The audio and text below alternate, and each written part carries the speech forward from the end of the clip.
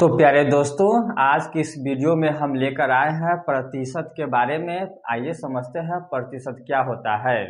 प्रतिशत गणित की वह भाग होता है जो किसी भी हिस्से को दर्शाता है, उसका अनुपात बताता है, उसी को प्रतिशत कहते हैं। प्रतिशत का मतलब होता है प्रति जोड़ शत, यानी कि प्रत्येक 100 पर उसका मान निकलता है, उसी को प्रतिशत कहते हैं। यानी कि कोई भी प्रश्न लेते हैं, 100 का निकालना है 10%, यानी कि 100 का 10% कितना होगा, तो 10 ही होगा। प्रत्येक 100 पर जितना प्रतिशत निकालना है उतना ही होगा। अगर 100 का निकालना है 15%, तो कितना होगा, 15 ही होगा। 100 का 15%, यानी प्रत्येक 100 पर जितना निकालना रहता है प्रतिशत उतना ही आएगा। अगर मानिए कि 200 पर निकालना है 10%, 200 का 10% निकालना है, तो देखते हैं कि प्रत्येक 100 पर 10% है 10, तो 200 में कितने 100 आते हैं, तो 200 में 2 गो 100 आता है। यानी कि प्रत्येक 100 पर 10%, तो 10% का 10 ये हो जाएगा और 10 ये हो जाएगा, यानी कि 200 का 10% कितना गया, तो 20 आ गया।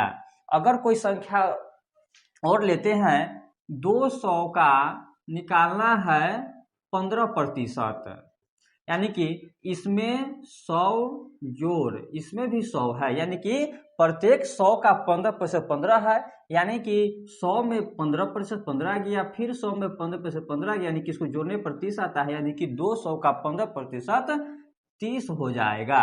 इस तरह से देखते हैं कि प्रत्येक 100 पर जितना निकालना रहता है उसी को बांटते हैं। जैसे मान लेते हैं कि अगली संख्या कोई हम लेते हैं, अगली संख्या कोई ले लेते हैं 800 ले लेते हैं।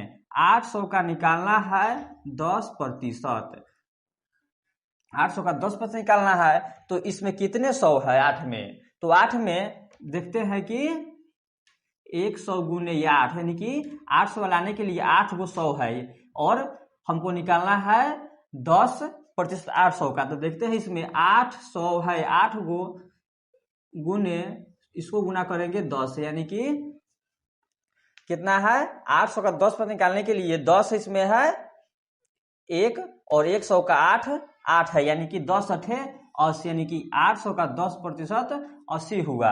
अगर कोई और संख्या लेते हैं, जैसे कि मान लीजिए कि एक बड़ी संख्या लेते हैं, 1500 ले लिए, 1500 का निकालना है 15%, तो 1500 में कितने 15 है, तो 1500 में कितने 100 है, तो 1500 में 1500 है।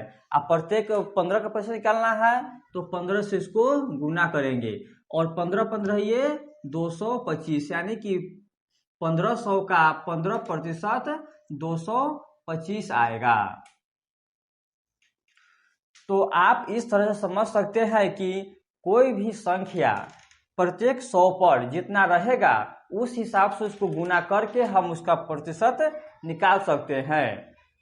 अगर यह वीडियो आपको समझ में आया और अच्छा लगा तो इस वीडियो को शेयर जरूर करें।